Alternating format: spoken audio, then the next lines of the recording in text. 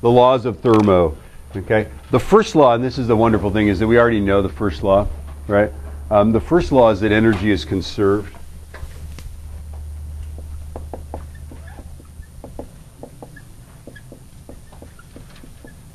Okay, oftentimes people talk about the first law as saying that energy is zero sum. And let me just give you an example, right? When we did our calorimetry problems, we said MCAT equals MCAT, didn't we? Yes? And this year, more so than any other year, okay, kids were saying, oh, but one of the delta T's is negative. Isn't it? Isn't that right? Right? One of these is negative, one of them is positive. Somebody in this class, I believe, even brought this up, right? Yeah, you're right. The real way to do this is to say that this, for the hot stuff, this is going to be a negative delta T, right? For the hot stuff, it's going to be a negative delta T. That is, it's going to get colder, right? And for the cold stuff, it's going to be a positive delta T, and these add up to 0. Yeah? This is called zero sum, right? If one of them has more than, or something like that, right? It all adds up to 0.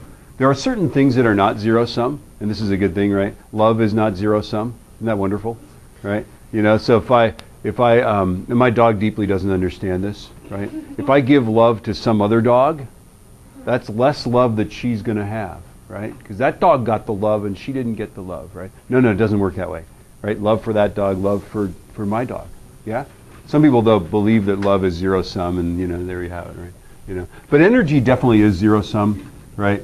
All things like this, all gains and losses, those gains and losses add up to 0. That's another way of saying it, right? Now, the cool thing about these laws is that they basically let you be skeptical, okay?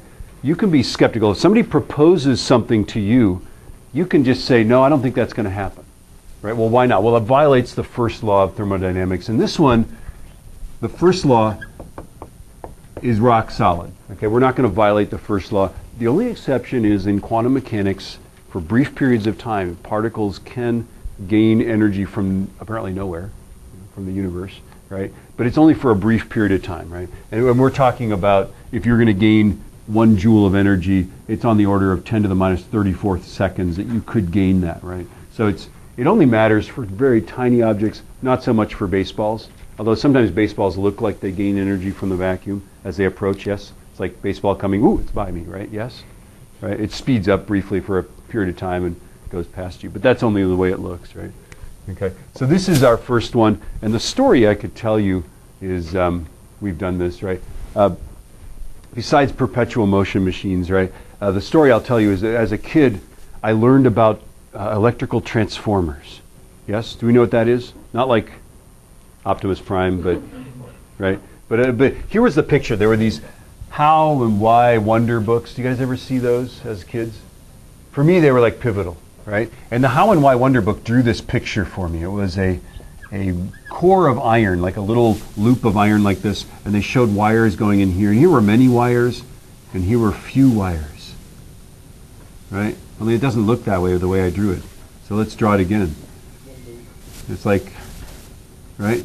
And the idea was this, that if you sent in, by the way, it only works with alternating current. The current has to be like switching, like sinusoidally, positive, negative, like our current, right? If you send in, if this is 10 windings and that's 100 windings, if I put in 10 volts, I'll get 100 volts. If I put 100 volts, I'll get 1,000 volts. It's a multiply by 10 thing for the voltage, right? Okay? Times 10, like that, because that's the ratio of the windings. Okay? Now, what I forgot, here's what I forgot, right, is that when you step the voltage up, you actually step the current down, and power is the product of voltage and current. Yeah, isn't that sad, right? But I didn't know that. They didn't explain that in the book.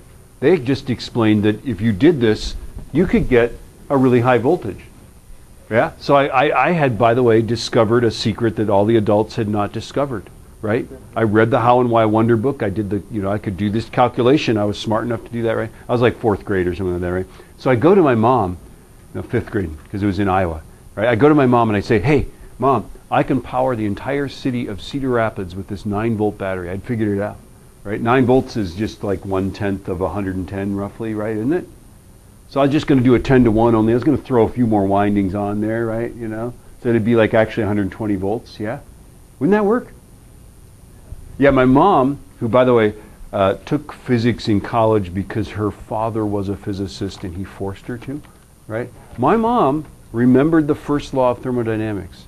And she said, no, no, honey, I don't think that'll work. There's something in physics that says you can't get something for nothing, right? There's no free ride. You can't get something for nothing. And of course, that's correct, right? Because although you could step the voltage up, the current would be so small that you couldn't even, a little 9-volt battery is going to power the city of Cedar Rapids for 1/1000th of a second or something like that, yeah? And then it's gone. All the energy's gone in it or something like that, right? Okay. So I had another idea. I thought this was a good idea too. If you spin a magnet next to a coil of wire, yeah, it generates electricity. So couldn't you get a giant magnet in space and get it spinning? Wouldn't there be no friction acting on that magnet? Couldn't you just sort of bring these coils of wire up close to that spinning magnet and get energy from it? Wouldn't it spin forever and generate electricity? Wouldn't the magnet being attracted to the wire, wouldn't that make it slow? Yeah, there we go. Wouldn't the magnet be attracted? Yeah, there you go. There's the problem, right? Is the coils of wire act like magnets, and in this case, they actually slow down that spinning magnet, right? So that if you're going to generate electricity, you actually have to put work in. Can we stop passing notes? Thanks. Okay, so as we generate electricity, we actually have to do more work. When you turn your headlights on, your car, the alternator in your car is harder to spin, yeah? And it's going to take more work, so you don't get that energy from nothing, right? This is a crazy thing. How many people have been to that OMSI exhibit where you pedal the bicycle and you turn on like one light bulb, you turn on 2 light bulbs? Yeah, isn't that crazy, right? You turn on like one 100-watt light bulb and you're like, that's a lot of work, isn't it? Then you turn on like the refrigerator and you're going, that's harder to spin, isn't it? Right? In 4th grade, or 5th grade, all of my attempts to free mankind of its energy needs failed at the hands of the first law, right? Now, my sister used to be a professor of mechanical engineering at Portland State University, and every year people would come to the university of just about every year, right? And they would have a perpetual motion machine, right? This was a machine, and typically this is typical design, right? Is that we've got a battery, right? And the battery is hooked to a motor. All motors look like this, right? The motor is attached with a belt to a generator. This seems like a good idea, doesn't it, right? And then, of course, we're clever here, so we make this wheel a little bigger than this wheel, and so the generator is going to spin 4 times for every time the motor spins, right? So it's going to generate 4 times the energy, right? And of course, what we can do is some of that energy is pump it back into the battery, keep the battery charged, right? Couldn't we? Right? But then we could also take some of the energy off and, yeah? Couldn't we? Doesn't that seem like a good plan? It doesn't work. Yeah. You can always take these things, put them in a room, right? And generally, if you've got a big enough battery, it'll run for a long time. I mean, it really does work to feed energy. You really can charge the battery with this thing, right? Okay? But it eventually is going to be heat. It's going to generate heat, right? And noise, and all these things are forms of energy. Eventually, it's going to lose energy. It's going to slow down and stop, right? You certainly aren't going to get more energy out of it than you put in. But this is, by the way, if you look around, there's people that swear to God that there's a lot we don't know about magnetic fields, and it really will generate No, it won't. Not for a long period of time. Maybe quantum mechanics or something like that, right?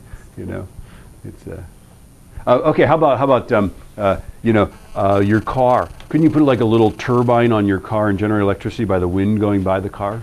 Yes. Yeah, that slows your car down though, right? And exactly the amount it slows you down, you're going to burn that much more gas, only even more because your car's like 30% efficient, right?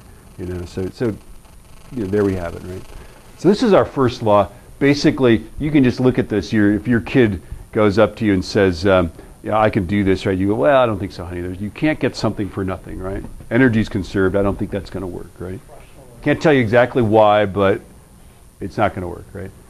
Okay. So the second law is far more difficult to digest. The second law has to do with entropy, right? But you can say it in lots of ways. The first way, though, is that systems tend toward a net increase in entropy. This is our second law.